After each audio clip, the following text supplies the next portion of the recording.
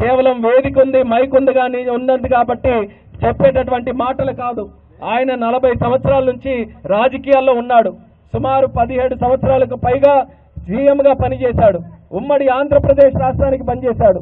మన రాష్ట్రంలో కూడా మొట్టమొదటగా రాష్ట్రం విడిపోయిన తర్వాత 5 సంవత్సరాలు కూడా పనిచేశాడు.